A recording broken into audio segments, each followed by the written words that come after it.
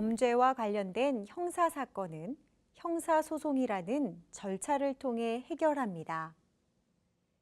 이번 차시에서는 어떤 행위의 범죄 여부를 판단하고 그에 대한 처벌을 결정하는 형사 절차에 대해서 살펴볼 것입니다.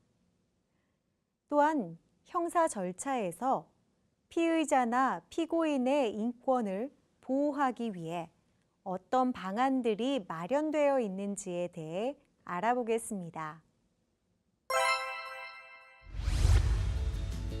재판장에 들어가면 판사는 어떤 일을 할까요? 판사의 역할, 검사의 역할, 변호사의 역할에 대해 함께 화면으로 알아보겠습니다.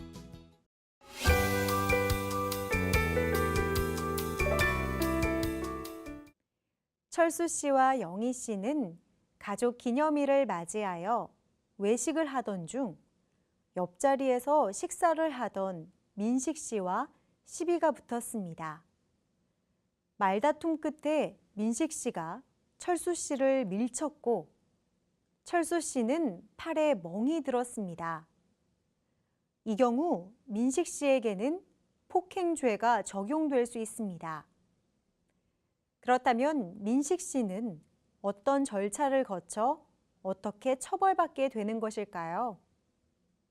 범죄가 발생했거나 발생한 것으로 판단되면 국가기관은 수사에 들어갑니다. 이때 잘못을 저지른 것으로 의심을 받아 수사의 대상이 되는 사람을 피의자 또는 용의자라고 부릅니다. 경찰에서는 피의자인 민식 씨와 피해자인 철수 씨, 목격자 등을 조사하고 조사 결과 민식 씨의 죄가 인정되면 경찰에서 검찰로 송치합니다. 검찰에서는 수사 기록 등을 살펴본 후 법원에 재판을 요청할지를 판단합니다. 법원에 재판을 요청하는 것을 기소라고 부르며 피의자가 기소된 이후에는 피고인이라고 불립니다. 검찰이 기소를 하면 형사재판이 진행됩니다. 형사재판은 각종 범죄가 발생한 경우 피고인이 죄가 있는지, 죄가 있다면 어떠한 처벌을 받아야 하는지에 대한 재판을 말합니다. 판사는 범죄를 저지른 것으로 추정되는 피고인의 입장과 피고인에게 적절한 형벌을 내릴 것을 주장하는 검찰의 입장을 모두 듣고 피고인의 유무죄 여부를 판단합니다. 그리고 유죄인 경우 양형 수준을 결정하게 됩니다. 재판을 통해 유죄 판결이 확정되면 형을 집행하게 됩니다. 예를 들어 징역이나 금고와 같은 자유형에 해당하는 처벌을 받은 피고인은 교도소에 갇히게 되고 벌금이나 과료와 같은 재산형에 해당하는 처벌을 받은 피고인은 일정 기간 내에 국가기관에 돈을 내야 합니다. 법률 홈닥터란 변호사 자격을 갖춘 법률 홈닥터가 각 지역의 기관에 상주하면서 경제적인 어려움으로 변호사를 찾기 어려웠던 취약계층과 소외지역의 주민들에게 무료 법률 서비스를 제공하는 것을 말한다.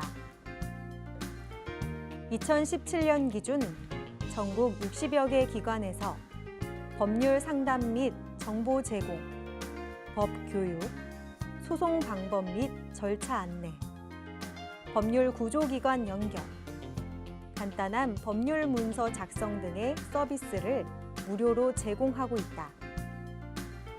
평일 10시부터 17시까지 각 시도의 구청이나 시청 민원실, 사회복지협의회에 전화하여 법률 홈닥터와의 상담을 요청하면 도움을 받을 수 있다.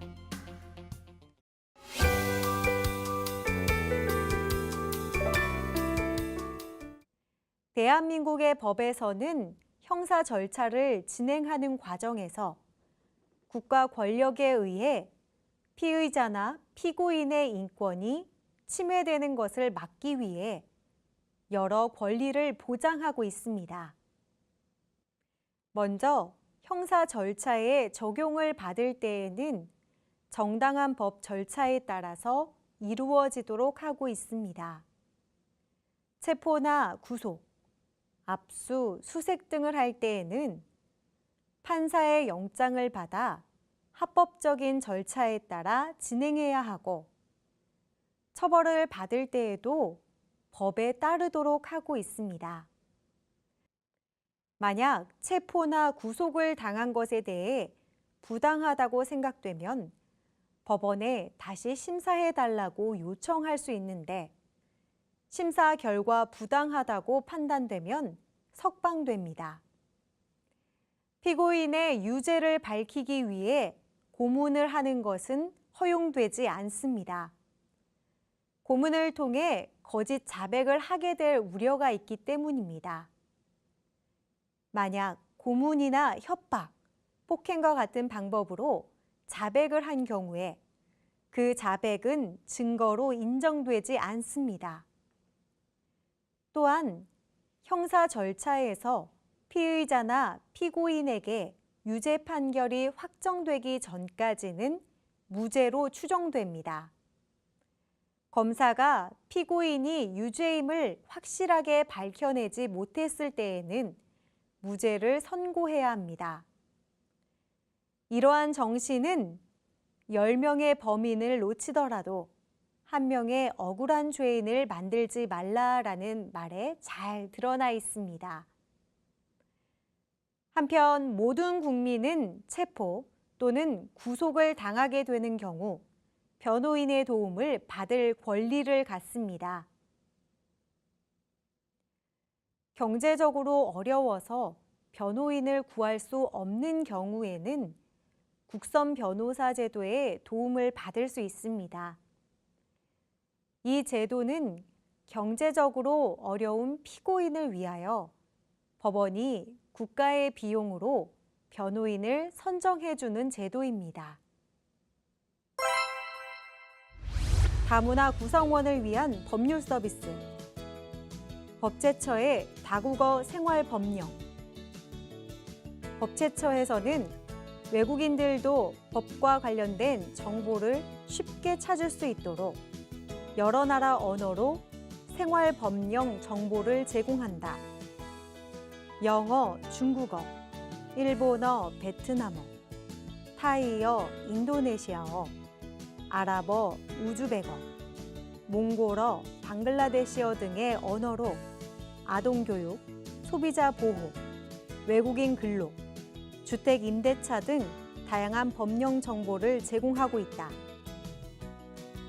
대한변호사협회 인권재단의 이주 외국인 법률지원센터, 대한변호사협회 인권재단에서는 이주 노동자, 결혼 이민자 가족, 난민 등 이주 외국인을 위한 온라인 무료 법률 상담 사이트를 운영하고 있다. 영어, 일본어, 타이어, 러시아어, 우즈베거, 몽골어, 필리핀어, 중국어, 캄보디아어, 베트남어 등의 언어로 서비스를 제공하고 있으며 법적 문제에 대해 직접 상담할 수 있을 뿐 아니라 법률 상담 사례집을 통해 관련 궁금증을 해결할 수도 있다. 1. 형사 절차. 범죄 발생, 인지, 고소, 고발, 수사 개시, 검찰 송치, 기소, 형사 재판, 판결, 형의 집행. 2. 인권의 보호, 적법 절차의 원칙, 영장주의, 체포나 구속이 적절한지를 심사, 고문의 금지, 무죄 추정의 원칙, 변호인의 도움을 받을 권리.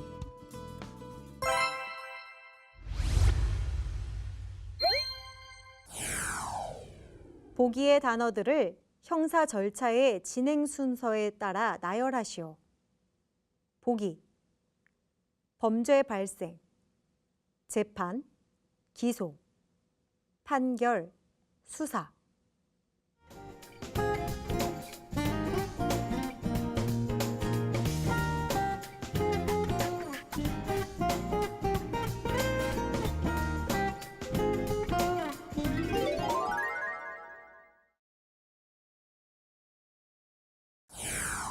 다음에 괄호에 들어갈 알맞은 말을 쓰시오. 피의자나 피고인에게 유죄 판결이 확정되기 전까지는 무엇으로 추정된다.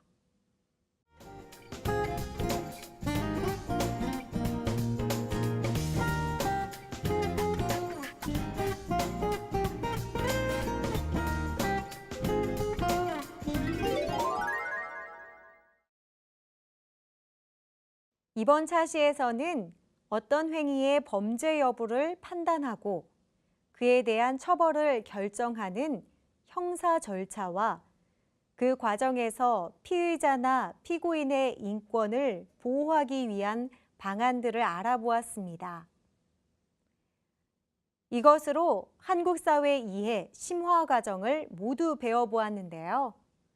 한국 사회에 대해 이전보다 더 친근하게 느껴지시나요? 아는 것이 힘이다 라는 말이 있습니다. 한국에 대해 더 많이 알아갈수록 한국에서의 생활이 더욱 즐거워지지 않을까요? 지금까지 함께 해주셔서 감사합니다.